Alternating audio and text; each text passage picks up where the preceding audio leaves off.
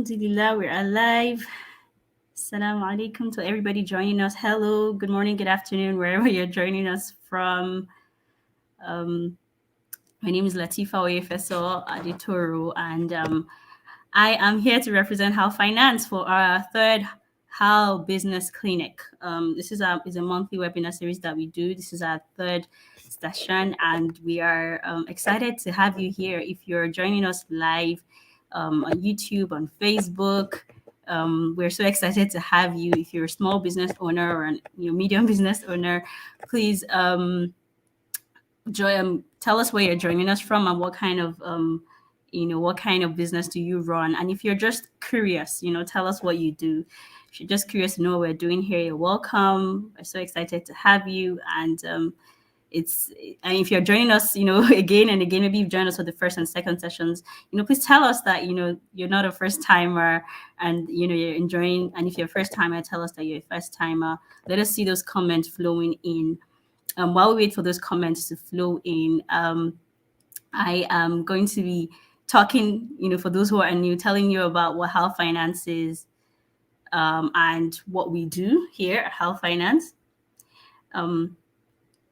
So HalFinance, like you guys know, is an Islamic Finance Resource Center founded in Lagos, Nigeria, and we're on a mission to change the narrative. We want to enhance Islamic finance education and access to Sharia-compliant financial services, right? And that's really where we are. We say that we are all about enhancing that access for you, whether you're an individual, whether you're a business, whether you are a governmental institution or a nonprofit.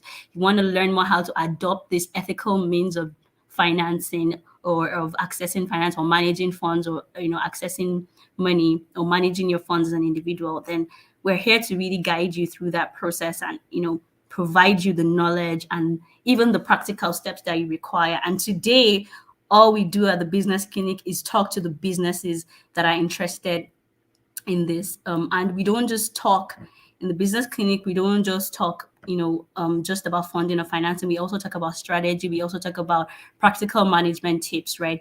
And for those of you who've attended, we tell you that the Hal Business Clinic, right, is here to bring you simplified and practical insights, right? It's simplified and practical insights for SMEs to propel your business and profits and impact with the halal in mind, right? We want you to not have to compromise your values because you want to propel your business, right? And we know that financing, for example, whether it's from an administration point of view or it's from a capital raising point of view, is key to every business, right? It's the live wire for many businesses, right? And our guest today, for the topic today, is really going to be drilling down on this, right? So we want you to be, wear your seatbelt, sit tight, listen in, be excited because the person we have today is, she's really, really qualified, overqualified for this, right? And for those who saw our posts on social media, you already know who I'm talking about. But it's in the person of Sister Tokwe Fajimbesi or Mrs. Tokwe Fajimbesi Balogun. Mrs. Tokwe Fajimbesi Balogun, are you here with us, ma? Yes. I am here live and direct. Oh, Alhamdulillah. We're so excited to have you. And it's really an honor to have you here. And I'm sure those who have followed you, whether in Shiur or in House of Ghanaian, and all the books that you've written. Oh my God, you're a woman of many parts, and may Allah bless your efforts and everything that you do. So to follow the protocols, I'll read her bio, a bit of a profile for us, a short one that she's put together. Even though I feel like it should be like a whole page long, but she's just put a very decent one together. So. Sakura is a Nigerian-American social impact entrepreneur, author, educator, and business advisor. Prior to founding CEO, Tokwe founded United for Kids Foundation and hosted Impact Africa. Tokwe speaks to global audiences with a mission to inspire. Tokwe is an alumnus of the University of Lagos in Nigeria, Emory University in Atlanta, and the University of Oxford in the UK. She's also an internationally chartered accountant and United States of America certified public accountant. Tokwe owns Dodo Farms with her husband, Niyi Balogun, and teaches agricultural business courses at the University of Maryland. Wow. packed, right? I mean, we've heard of her entrepreneurial journey with SheO, with Dodo Farms, and also the fact that she's an academic, so she's not just going to be giving us theory today, she's going to be giving us practicals of how we can tips on how we can manage our business finances. Remember the last time we talked about business funding in our last but today we're going to be talking about how to manage business finances from you, the business owner. How do you take ownership of your financial well-being, your business's financial well-being? How do you be in the driver's seat and not just just don't freestyle it kind of thing, right? Don't just assume that because I'm making revenues, things are fine. How are you in the driver's seat? How do you ensure that things, are under control? So Satapa is going to be taking us to that, and she's qualified mainly because, apart from all the things she's written here, she runs courses on financial management for small businesses, and she's been doing that in the United States. So imagine how much benefit you can get from her today. So without more further ado, I welcome Statope, and I'm going to be asking her the first question today. Statope, so what has the experience been like coaching business owners on financial management?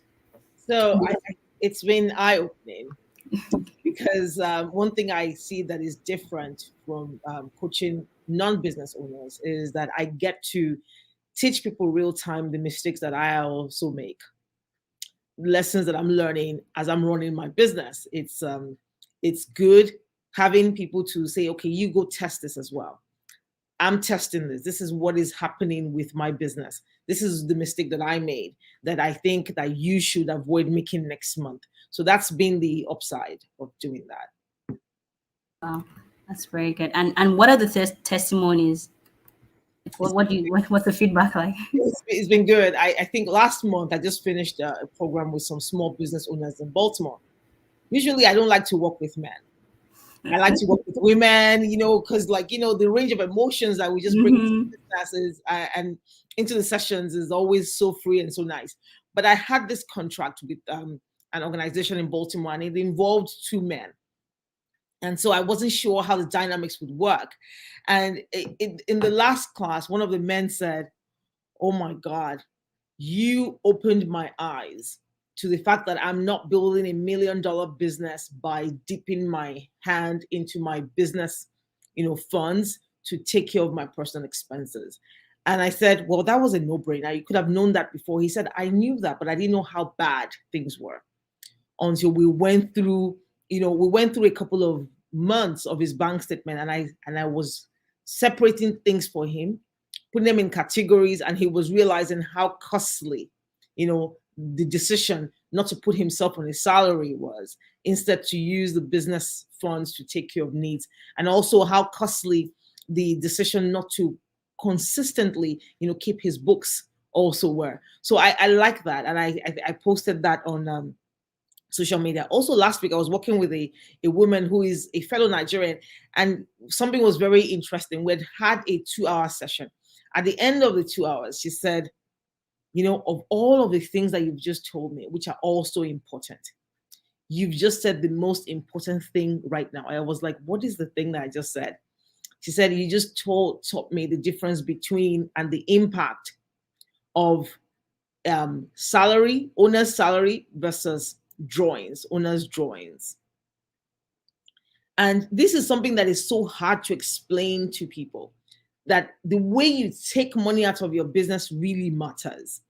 And she had been taking out money out of her business, and her bookkeeper had told her to put it as a owner's drawings. And so her equity was just being depleted in the business. And she was like, oh my God, I'm suddenly no longer going to be the owner of this business anymore. So helping people understand the reason why we should account correctly and be responsible towards our business I think has been the biggest thing for me.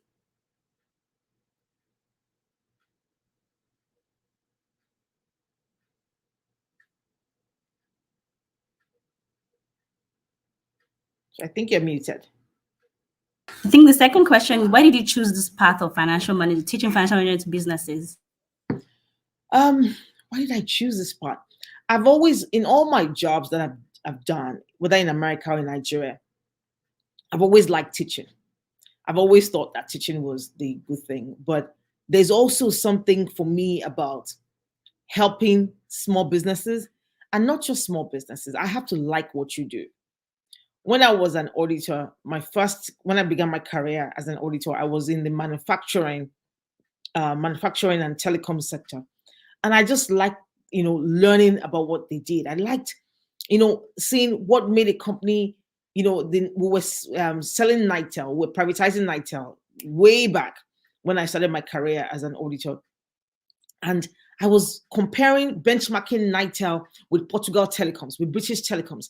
And I was very curious as to why Nitel was valued at $400 million at the time, and all of these other telecoms were valued at billions.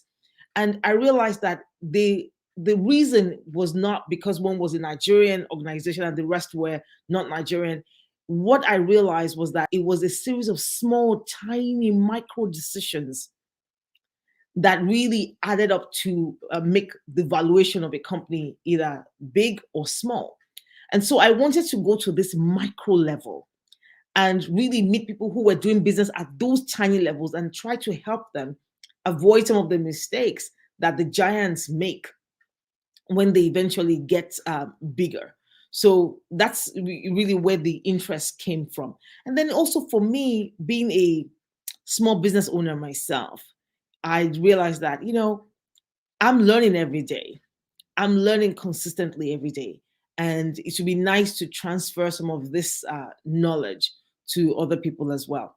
But I don't only work with small businesses, I also work with nonprofit organizations. As long as you're doing something that I like, I will be working with you. So those are my motivations and the reason why I chose this path. Thank you so much. And I think it's a very laudable path, because a lot of businesses, a lot of people go into business without learning. Like, we don't go to business school before we start business. Like, I just need to, I mean, I have an idea and I go for it, right? And then I think along the way we forget to learn, forget that we actually need to go back and learn. We just assume that we will learn on the job, but sometimes you actually need someone who's been through that journey Yep. to take you through that journey, right? Yes. So, Satapa is taking us through that journey today. We're going to be going through that journey we had today, at least at the surface level, because we can't cover everything today, but at least at the surface level. So, why is financial management important for a small business? Like, just very quickly, like, what's that thing that makes it so important for it? Because a lot of people are like, I'm not an accountant. Why should I worry? So I always tell people that when I teach individuals, now not small business owners, when I teach individuals, I tell them there are 5 things you need to do to succeed. The second thing, I'm going to start from the second thing. The second thing is to organize your numbers. In order to organize your numbers, it's when I say organize your numbers, it's like, yes, you have to do accounting. Now, people are like, accounting, gosh, that is so complicated. Why do I have to do something so complicated? No. What I mean is that you have to organize the numbers that you are able to measure your successes, your challenges, your activities, your positions. And when you do that, you can then answer the question, how is business? Whether it is fine or it is not fine. If you're not measuring your business activities, you don't know whether business is fine or business is not fine. You don't know what size your business is. You don't know if it's time to sell, if it's time to exit, if it's time to look for external funding. You don't know any of those things. And I always say to people that if you don't measure it, you can't manage it. If you can't manage it, that means it's not important to you. What is more important than money for a business owner? So extremely important that we learn how to really measure our activities, our challenges, and so on and so forth.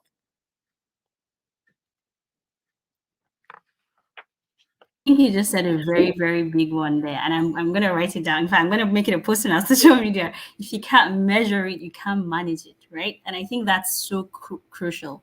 Right? A lot of people say, "I'm managing my business. I'm managing my business." We are taking orders. You get, entrepreneurs are very busy people, right? Very always hustling. Like, I'm managing my business. I'm processing the orders. I'm producing for my customers. Whatever it is, right? And you think that all of that is right. Well, you don't have good eyes, and you don't have a very good view of what's actually happening, what's going in, what's coming out, how much are you it's cost, what are the costs, what are implications of everything that you're doing. And I think everyone should take that away. If you have a pen and a paper, write it down. If you can't measure it, then you can't manage it, right? And that's why financial management is very, very important.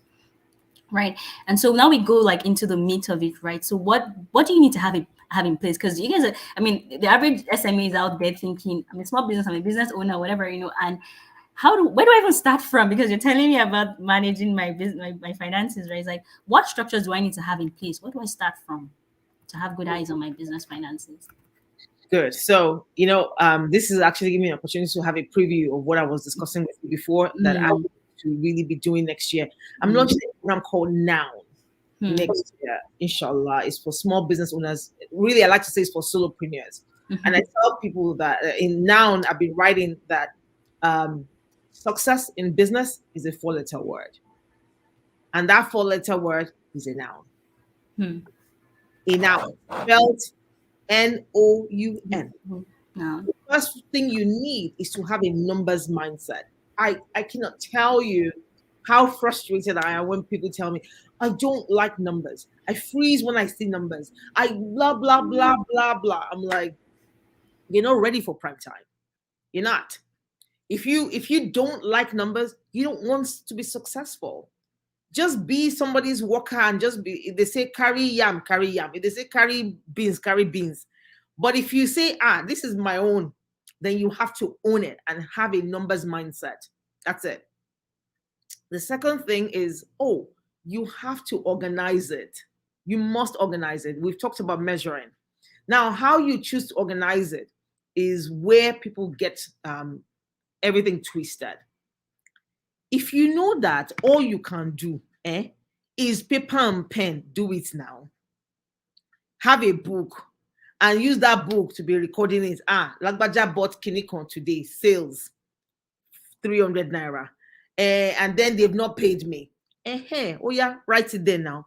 That is the part that you understand, such that at the end of the month, you can take that record and use calculator and add it. Our grandmothers who were trading from, my great-grandmother used to trade from Kanjiwa in almost the north, Niger, Kwara State area, and bring stuff to Ekpe, to Lagos. And she didn't even know, she didn't even know how to hold a pen. But she could keep records. She could count the money. She could do stuff. So if those people can do it, what about us that we've now grown up in an age that is tech, and you're telling me you can't count, you can't measure, you're not ready for prime time. So you have to be able to organize. Now, like I said, if it's paper and pen, fine. If it's Excel, fine. If it's QuickBooks, fine. If it's Wave, whatever. Have something that you can use easily that does not bog you down. As your business begins to grow, you can think about hiring a bookkeeper. I didn't say an accountant, a bookkeeper. Somebody that you can say, hey, Lagbaja just came to the shop and he bought something. Oh yeah, write it down here for me because I don't have time. Then the third thing is you must find time and the ability to understand the story that O is telling you. The numbers you organized, you must find time to organize and to understand what you've organized. If you have a numbers mindset and you organize your books, and you don't understand the story it's telling you, you have not even begun the journey. You haven't started. That is nothing. And this is where you will need an accountant. This is where you will need a trusted advisor. This is where you need somebody to say, look at what happened. I just made, I realized I made 5,000 naira last month. And by the time I looked at how much I spent, it is 3,900, remaining only 1,100. I can't even pay salaries. Then you need someone to sit down with you, or you sit down with yourself if you have the ability to say, what constitutes that 3,900? Let's see where we can cut it without compromising quality. Where people usually go is when they want to understand their numbers, they say, hey, how can I sell more? I always tell people that no, you can never get rich by earning more money. No, you can't. So when I'm working with clients, I say, no, let's start from what you spent, not what you earned. Because the more you make, the more you can spend if you don't control cost. People think, oh, I can sell more. Yes, you can sell more, but you will spend more to produce it. You will spend more to advertise. You spend more to grow the business. So the place to start understanding is, what did I spend? And how can I spend less, keep more without compromising standards?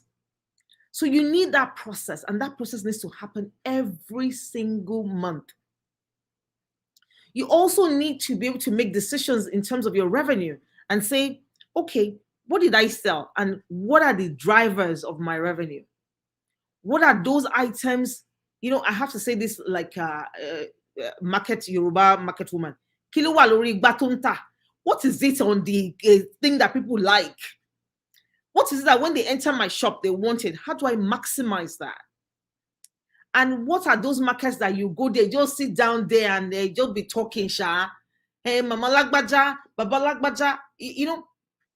And if you think about it, it's not just in the market setting, in the Lagos market setting, it is everywhere. You can say the channels where you sell is maybe LinkedIn, Facebook, and Instagram, right? If you're selling online. But if you look at those markets, you have to be able to tell which one of them brings you the most business. Which one of them are you sitting down there talking about, hey, do you know what the brothers in Islam are doing now? Hey, God, oh. I mean, like, before you know what's happening, you're like on that particular media, talking about the brothers, Mufti Menk, blah, blah, blah, something up and down the whole place. You're not making any money from there. You must be able to understand those drivers of your revenue. This is a monthly thing. This is very, very important. You have to be able to understand the story it's telling you. Your numbers are telling you about seasons. Every business has seasons. Every business. So you must be able to see, okay, what is my season? What is the time? At what point am I making the most money? At what point do I need the most cash in my business?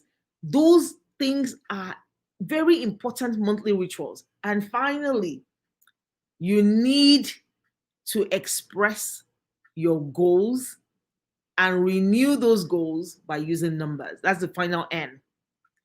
So now you've understood the story that your numbers have told you in O. You need to say, okay, what do I want to do next? And you must be able to express that in numbers. Which direction am I going? Am I going in a new direction? In terms of, selling something new, closing this business, expanding it, spending less. But those things must also come back to where you started, in numbers. Wow. We just attended a master class. who was there with me and who took notes? Oh my God, it's loaded, And I think that noun is so apt.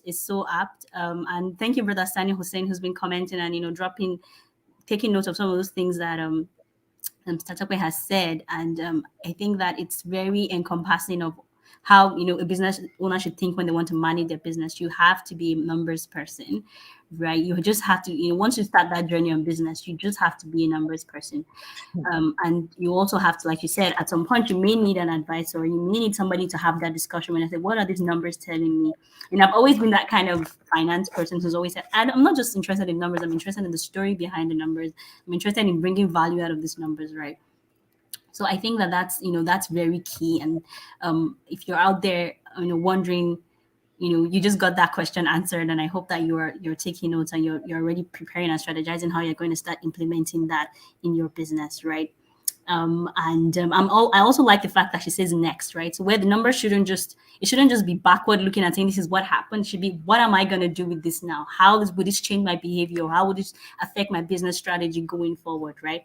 And that is why keeping a good tab on your numbers is very, very important. And then she did mention a bit about, some of the ways that we should keep our records, right? So don't be so, like she said, don't be so hung up on, don't be so hung up on whether it's Excel or whether it's or even getting an accountant. She said, the concept of a bookkeeper. I think a lot of people don't have that concept because it's like accountant wants to charge me 100,000, whatever it is, right? So I think that concept of a bookkeeper, even if you're not the one doing the number keeping, at least have it could even be a secondary school graduate that is your bookkeeper. It could even like bookkeeping is a very basic skill. It can be your child. Look, right. when I always tell people that, and I know we'll talk about agriculture in a second, but I always tell people that people think that I got into agriculture because of my husband. No, I became a bookkeeper for a farm when I was 13 years old in Nigeria. My dad said, I was telling him about what they taught us in business studies, bookkeeping, cash book. He said, you've learned this. Oh, yeah. So every time he would just be telling me, oh, yeah, write this for the farm, write this, draw this line. As long as you cannot, people think that they can jump straight to accountants. No. If you don't get to that, or somebody is not keeping your books, you cannot have an accountant. You cannot have an advisor. Somebody has to keep your books, whether your child, whether your driver, somebody has to keep your books in a way that it is easy for people like you and I to then be able to understand the story and help you to analyze it. But without that analysis, you can't tell me, oh, I want to take the next step of building $1 million business. With what? From what? Thank you. And I like the way you emphasize, building $1 million business, because a lot of us, I think one of the reasons why we don't take this financial management seriously is because we don't have big goals for our businesses, right? It's like, oh, I'm okay as long as I'm surviving, as long as it's, it's meeting my needs. But then if you really want to take your business to the next level, you need to take this, managing those numbers, managing the financial management aspect of your business very seriously, so that you see yourself actually move to that goal of building $1 million business. So thank you so much, Ma, for that insight there. And just also emphasize the fact that there's technology, and she mentioned that there's technology as well. A lot of apps that you can even use on your phone right now are very useful for keeping records of your business, right? Take a picture of your receipts, it translates it into records for you, or take a record of invoices and things like that. So just it's important that you take that step if you're ready for business. So I think the next question really is really, how do I think the question was, how do we begin to keep records? But I think we've already covered that. But I think the question for me is, how big do I need to be? Because I think that that's where a lot of people, are like, okay, I just started 2 months ago, or my business is just, I'm only serving my adibu or my neighborhood. Why should I bother about, how big do I need to be to begin to take business record keeping seriously, and the whole financial management journey? Yeah. So I always tell people that I go back to Yoruba proverb that means, loosely translated as, what you will not accept as a rich man, it's when you're poor that you need to start rejecting it. And so if you think that, oh, I have to be a certain size before I start to keep records, now let my business grow first. Your business will not grow. It will not grow. It's not a way, like they say. It's not a curse. Think about it. What are you trying to grow? From what to what? What are you growing? What exactly are you growing? What exactly are those goals that you have? So, and how would you know that the business has grown? How would you know that this is the part where the pipe is leaking for my business? You can't know if you don't start. So I say, don't start a business. Don't start a business if you cannot even make a budget. Don't. There is no event, CEO or whatever that I do, that I don't have a plan. Now the thing might not work according to the plan, but I first have to know where I'm going. I first have to know, okay, so how much can I make from this business? Can it cover my cost? How much would it really cost me to really run this business? Is this price sufficient? All of those things you can't know unless you really put it down in writing somewhere. And again, I want to emphasize that writing does not have to be big and complex. Sometimes for some projects, the budget is on my phone. And I'm thinking, okay, so I'm going to need this. I'm going to need this. Okay, so let me write it down. Okay, so how much would it cost me? How much would I make from it? Okay, I don't think this price is sufficient. I need to double the price. I need to reduce the price. I need to, like, I don't think 10 people will be enough to cover my cost. I need 100 people. But those things, it can't be in your head. I always tell people when I'm teaching my budgeting class, I say the biggest myth is that my budget is in my head. I have a plan. I know what I'm doing. This our small head. What was inside? Inside this head too, you want to take care of the children. Inside this head, you want to take care of the husband, the wife. Inside this head, you want to beg. This head is too small for all these things you are putting inside. You put it down on paper. Thank you so much, Ma. I like the fact that you talked about budgeting there as well, planning. And I know budgeting sounds like a big word, but it's really just about planning the finances of your business. And she said that, you can't even start a business without having a budget and saying, okay, this is how much I expect I should be able to make from this business. And, and we're going into a new year. Think about it. This is a time that a lot of people sit down and say, okay, what am I going to, what's my next year going to look like? So take this as an opportunity to sit back and say, okay, now that I've heard all of these things about record keeping, and things like that, can I begin to even have a plan, of how my business is going to look like, how the business is going to look like, and then can I begin to put my records together? So in terms of putting records together, I just wanted you to, because I know there are people watching us right now and they are saying that this record keeping thing, I want to take it seriously. I have some things here and there, but how do I even put them together? How do I make things clean? How do I, repent from my bad ways of bad records, right? And yeah. And so if you're watching right now, that means that you can get on the internet. If you're watching right now, that means you can get on. So, and if you're watching, let me step it up a little bit. That means that perhaps you can use the computer. So if those two things are true for you, the first place I will start is download Microsoft Excel. And see Microsoft Excel as a piece of paper and a pen. Your mouse is the pen. The Excel sheet is 2B paper, 2B that we used to use in primary school, 2B exercise book. That's it. Don't worry about any formula. Just be typing. Take one box and write date. Take the next box and write whatever it is that you are describing. Take the last one and write the money. Now, this is just 3 boxes now, 3 columns. The date that this thing happened. What happened is the second column. The third column is the money. If it's that you got money, write it like that. If it's that you spent money, put minus in front of it. That's all. Be writing it. Just be dumping it there, like you're writing on 2B paper. You will be surprised at the end of the month, and you come to someone like me and you say, I want to understand the story of my business. If you come to me with that, I can tell you the story of your business. But if you come to me and say, I want to understand the story of my business, and I'm like, okay, so how much did you sell? I don't know. You start taking your phone and start checking, Lagbaja bought this, Tamam, they bought this.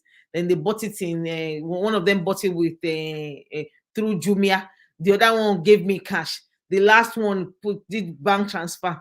They are now doing QR code in Nigeria. The fourth one did QR code. It's like all over the place. I can't tell you what to do. I can't advise you because there's no picture of the business that I can draw. So you're going to end up spending more money. But if you come to me with a book and you say, this is where I recorded my sales. This is where I recorded the amounts I spent. I can get somebody to type that up and we can have a conversation about that. So start with what you're comfortable with, or start today. Don't start tomorrow. Start today. Thank you so much, man. Thank you. I think they've got that message, right? So I think that we're going to, diverse before we come back to this financial management story, right? Right. We're going to go a little into like, just give us a gist about dodo farms, and just so that everybody's like, these people are really, they're just really giving us boost. So maybe like just give us some gist about dodo farms and what's the journey been like, and then we can begin to talk about a bit about, just for those who are interested in agribusiness as well. Just So, people always say, dodo farms, you guys are doing such an amazing job. You guys are in this market, that market.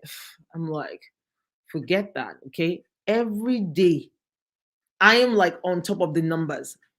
I couldn't tell you the difference between a Russian kale and a traditional kale. I couldn't. I could tell you how much each one of them costs to grow. I could tell you the profit margin on each one of them because I am consistently monitoring the numbers. Because agriculture typically is seen as a very low margin business. But I have seen that it can be a very high margin business. You just have to have a strategy and document that strategy. When we started Dodo Farms in 2018, actually the journey started in 2017, but the farm itself didn't start in 2018. When we started in 2017, it involved something like this. My husband was doing an internship. My husband in 2017 was 50 years old. So when I say he was doing an internship, people, I want you to think about it because people will say, I'm too old. No, you're not too old to begin something. And so he started doing an internship, a place that was an hour and a half from home. And home is Maryland, which means that it is cold in the fall and in the winter. So I will drive him there. We had only one car. I would drive him there on Mondays at 5 a.m. so that I can come back and start to work. And he will sleep in an RV, porta cabin, container, whatever it is that lingo, you know, that stuff as, you know, that's where he will sleep until Friday. Then I'll pick him up on Friday night and he comes home for the weekend, take him back. Because he had not farmed in the US. He had farmed for 13 years in Nigeria, but that's different. So he wanted to learn how it's done here. And that was grueling. That was expensive. It was inconvenient. But we didn't want to get into something that we wanted to make it doing without understanding the lay of the land. So he first did that internship. And then when we started, we got the land, we did all of these things, and we started with these markets that were just low margin. It was just hard, man. The first year, God, we barely covered costs. However, I had my Excel sheet where I was tracking everything, every sale, every expense, everything. So at the end of the year, I said, this is how much we made from this market. This is how much we made from that market. This is after reducing our cost. This is what we have or we don't have left. Therefore, next year we must change. We can't go to these markets anymore. So we changed in 2019. We went to a different set of markets. Tracking, understanding. In 2020, COVID hit. And COVID hit just before the farmers market season was about to start. So what did we do? We knew how much we had spent and we needed to spend that year. We decided to pivot to another market model, which is 2 completely different markets and a CSA, community supported agriculture program, where we could get money up front from the customers and then be guaranteed a certain level of sales till the rest of the year that would cover our cost at the very least. We were like, no matter what COVID did, we know that this CSA people have covered our cost. And the markets that we did in 2020 are the markets that we still are doing in 2021, because we are tracking the numbers and we're seeing how those markets are bringing margin. Now, people, because Dodo Farms has received, alhamdulillah, a lot of media coverage, people come and try to poach us from these markets all the time. As a matter of fact, today, my husband and I are going to another market in DC. They said, oh, come on, just come and look and tell us if, you can join this market. We're like, we'll come and look. But me and him, we're talking this morning, we're not going there. Because unless we can see the same amount of traffic in the markets that we're going now, it's not happening. So, but we cannot make that decision because we like the market that we're in, because we like the people, we have conversations. You go on my social media page, you say I'm always having conversations with the customers. I beg, that's not the issue. That's not the cocoa. They are paying now. The cocoa of the matter is that they are paying. If they're not paying, we'll return. Which music are we singing? So, understanding the numbers is what has helped us to pivot from different things, and also understanding the strength that each person has in this partnership. I always say it's important to be a solopreneur, because you're sure that, okay, yeah, this is my dream. and I know there's not going to be any fight when I'm fighting with somebody. However, sometimes you can go further when you bring people who have complementary skills into your fold. So like I said, I don't know anything. My father was a farmer. I did agric science. In fact, when I was there yesterday, I got A in agric science. But the day I tried to go to the farm to go and help in parent, that's the day I found that carrot comes from the ground. We all have our stories though, of not knowing where things come from. It's from the ground. He was like, "What do you think? Is it not a root?" I said, "It's a root. Maybe I thought they used to harvest it from the tree." He's like, Mama, don't come again. Then another day I went again. I said, "Let me help him wash produce." As he gave me the produce that I should wash, I said, "Where's the hot water?" I said, "Hot water, okay? You're going to kill the thing for you." I was like, "There's no way I will put my hands on this thing." So, but now we both know that he knows the stuff, right? The technical operations. And he knows that I know the money. So when I tell him that this is how much we're spending and when we're spending and what we're spending on, we're good. Yeah. So finding that support is also very important. You said something recently about, understanding the story behind the numbers when you're advising people. That is something that I wouldn't go and make a presentation about agriculture without consulting my husband. Because he knows how long it takes to grow this stuff. So I can't just come and say, "Oh, we're going to sell at this price." No, I have to ask him, "Okay, so tell me about weeding. How do you weed carrot? How many man hours does it take to weed a bed? How many carrot beds? How many carrot plants are in this bed? What are the chances that they would grow?" So these are things that I have to understand instead of just pressing calculator. If I had to do everything by myself, it would be hard. That I'm the one that's planting it. I'm the one that is pressing the calculator. It would be exhausting. So I advise people, find an ally. Find an ally that you trust. Thank you so much. I think you've hit the nail on the head, right? Because for those who are feeling overwhelmed already, like, hey, say I should be a numbers person. So I think Saka is also taking us where we want to go in the sense that we also need to find support. Even if it's as little as a bookkeeper or finding a friend that understands numbers, someone that you trust. And say, okay, can you go on with me on this journey? Right? It could be someone you consult on a monthly basis. It doesn't have to be fully employed. That kind of thing. If you can't take on those expenses to your business, so. Yeah, so Dodo Farms for me is really I've heard Sataka talk about it on many of her platforms from a personal perspective, and so many things on the whole journey, and it's really an inspiring story for those who are in agribusiness and who want to really understand how to grow this business. You can reach out to her, ask questions and things like that, right?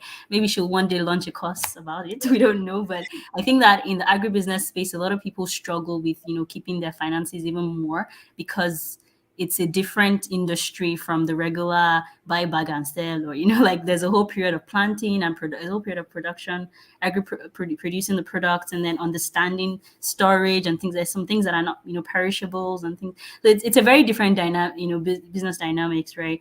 So I'd say that she's been able to hold this business accountable, help it grow, help it understand its market, right? And that's what you as an agribusiness and agri-entrepreneur, whatever it is that you are, should be looking at. How can I understand the markets that work for me? How do I understand what products, like for every product? She just mentioned, like for kale, like for the different types of carrot now that she has. For example, like there's a northern tomato, there's Yoruba tomato, like they say, right? And so it's like, how do you know which ones what's the margin on each one, right? And which one is is doing the best, right? So understanding each of your products also comes down to keeping records of the costs and and the revenue that you're making on each one, right? So I'll just go very quickly to kind of come down to those business owners, because I know at the beginning you talked about meddling personal funds with business funds, right? And I think that's something that a lot of SMEs, we do really well. In fact, we're very comfortable with it. So can you just speak to it, and how can people get out of that habit, and what are the practical steps they can take to put some controls in place? So the first step, I will start from the end of the question. The first step is separate the bank accounts. Separate the bank accounts, first of all. Don't say, this is there's one bank account for Latifa or Efeso. Then there's another bank account. That same bank account is where Hal Business Clinic. We're still too small. Just pray to me. That's the first thing you must do today. First of all, open another account for the business. And in a business like ag, people will pay us. Somebody will come to the market and they would pay cash. Somebody will come to the farm and they would pay cash. Somebody would tell my husband, I don't use card, I'm going to send you Zelle. All of these things, and they will send it to his personal account. We already have a system. My husband already knows that somebody pays you cash, no problem. I have a book in the house here. Write that in the book and put it in my safe. Please don't take it to say then use it to buy gas for the van, for the business. No. To buy van for the gas for the van is another process entirely. He knows that. He's always telling me, hey, to collect my money from you is always hard. Oh, hey, I'll say there's a process for everything. So you must first separate it. And I know that it's hard, but separate it. That's the first thing. The reason why it's important to separate the business and the thing is that you will overeat. You will overeat. We don't know how much we are spending of our business money until we sit down and look. Yeah, God. There was one business owner I was working with. He was like, what? He went on an anniversary trip with his wife. He took the money from the business. He went there. He took the money. He took the money. He was like, I thought that I was just taking what was due to me. I said, no, you were not taking what was due to you. And how would you know what is due to you when you want to stop? So, like, my husband earns a salary from the farm. He does. So that salary is paid at the end of the month, just like we pay our other workers. That salary doesn't stay in the Dodo Farms account. It goes to his own personal account. Then he can do whatever he wants with it. This morning I was making fun of him that he has bought another pair of shoes. For what? He said, but it's from my salary. I said, okay, yes, sir. You can do anything you want as long as from your salary. So if you don't draw that line, child, have you ever seen where the ocean and the sea mix before? Do they mix? Do they just commingle and just be jumping? One day, one of them wants to just, the other one wants to just stay calm. No, they stay in their lane. No, let the money stay in the lane. No, because they're like ocean and sea, even though they're both water. But you see, one of them is like turbulent. You need to create a divide. Like it is so important. And if you take a typical business owner that has a brick and mortar store, that's when you understand how hard this is. You sit down in your brick and mortar store. Somebody comes to buy a book, they come to buy rice, they come to buy whatever, and they give you cash. You keep, and then your son comes and says, "Mommy, something has to happen." And you're like, "Okay," or they are saying we should pay something in the school. You just give them out of that money.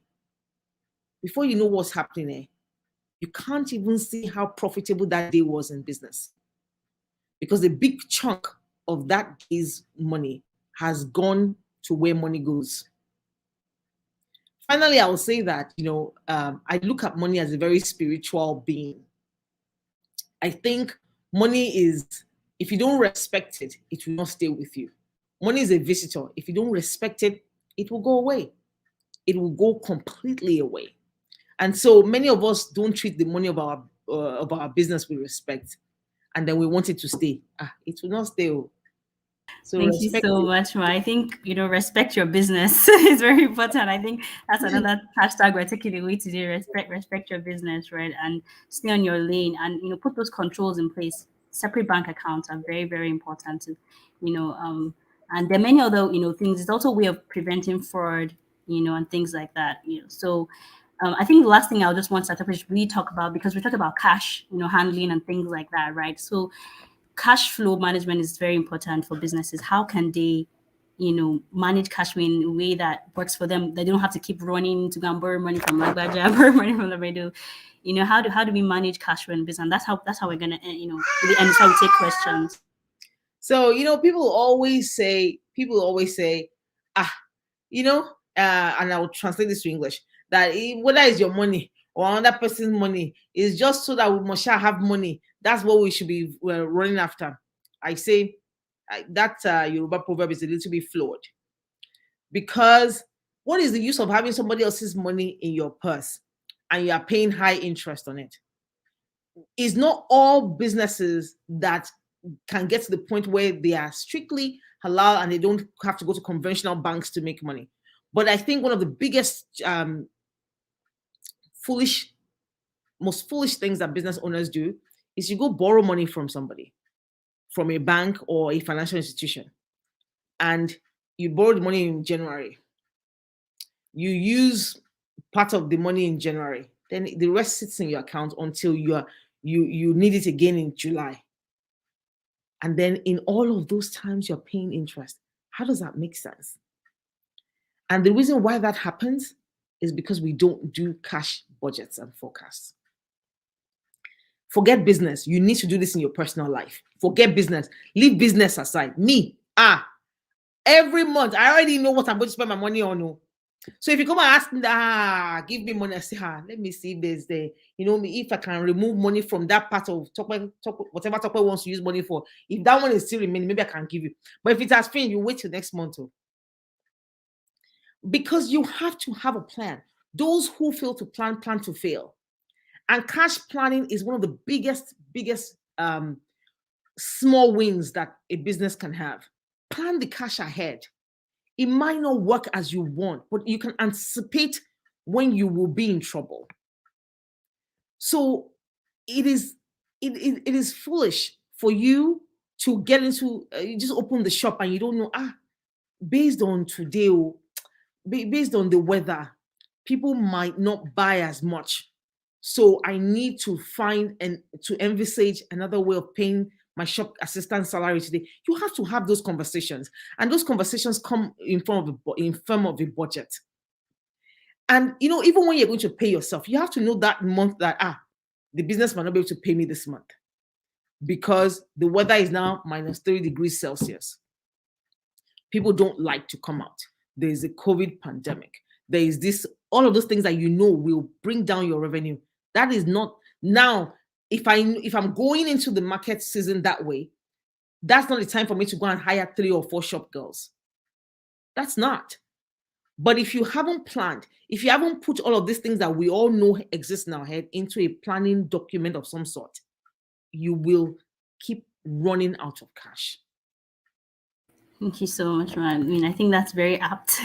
We have to just put those controls in place. We have to make sure that we have to plan for when we need cash in the business so that we can actually source for the cash then, not just sit on cash for no reason. I mean, as we go along in the Hal Business, we could be talking about, really how to, for example, she talked about having to borrow, and there's also the aspect of having to invest your cash when you're doing nothing with it. So we will touch about, it's kind of like the treasury aspect of business and the whole cash flow management. So maybe we may have a whole session on that, for business owners. But we're so excited that we've had a lot of gems today. And if you've been taking notes, we talked about, the importance of having a bookkeeper, talk about the noun, be a numbers person, organize the finances, understand what the numbers are telling you, and then know what's next, right? So keep that as a watchword for your business. So she talked about the importance of planning, budgeting, right? And then separating, personal funds from business funds, just by having a bank account. It's that easy, separate bank accounts for it. So please, let's, try and make these major takeaways. I don't know if people have questions. You can send in their questions, right? So I think that what we will just, end with really is maybe any final words of advice that Sesepe has for those businesses watching us, business owners watching us, and then maybe anything that she's working on in this area, anything else fun that she wants to share with us, inshallah. So, first of all, thank you very much for having me. Thank you very much for creating this platform. I think this is very important and this is very good. The first thing I want to say is that business is overwhelming. Business is overwhelming. But as I always tell my entrepreneurship 102 students, the business is not about you. People don't buy products. People don't buy services. What do people buy? They buy beliefs. So the belief that you can solve that problem I have is what they're buying.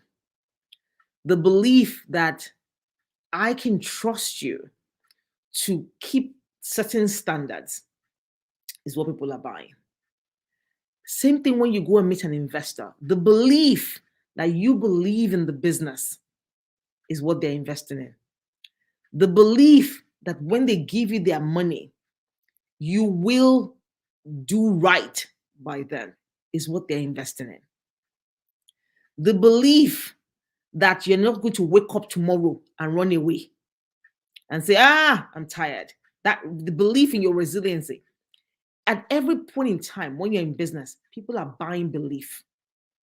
What you're trading is belief. So how you show up, how believable you are when you show up is what I think the emphasis has to be on. And so if you know that you're selling belief, you will keep your books. If you know that you're selling belief, you will price right. If you know that you're selling belief, you will, overcome your fears of numbers and try to make sure that when you present that business to people, you are presenting it in a believable manner. The second thing is that this audience is Muslim, so I want to say that we have to understand that Allah doesn't just tell stories in the Quran for telling's sake. Allah doesn't just write words in the Quran for writing's sake. Allah writes them so that we, hopefully people of wisdom, can understand. And there are two ayahs that I want to, close this with. The first one is right in the middle of Surah Al-Fatiha. Says, Idina Surat al-Mustaqim. Every day, every time we pray, 17 times, at the very least, we say, Idina Surat al-Mustaqim, Idina Surat al-Mustaqim. Are you asking Allah to guide you to the right path? And you yourself, you're sitting down, just doing nothing. You're sitting down, refusing to be guided. You're sitting down, refusing to get knowledge. But you say, guide me to the right path. Where is the right path? How do you get to the right path? Is Allah going to jump down from heaven and say, hey, this is the right path? No. The right path is by consuming the right information. The right path is by surrounding yourself with a good support system. The right path is by really doing business with integrity. The right path is by understanding that through your business, you're really, really worshiping Allah, if you really think about it. The second is in Surah Al-Waqiyah, where Allah says what means that see the seeds that you grow. Is it you who make them grow? Or is it us? And the next ayah, Allah says that if He willed, that He would make those things perish and you will be in debt. Those ayahs give me the chills.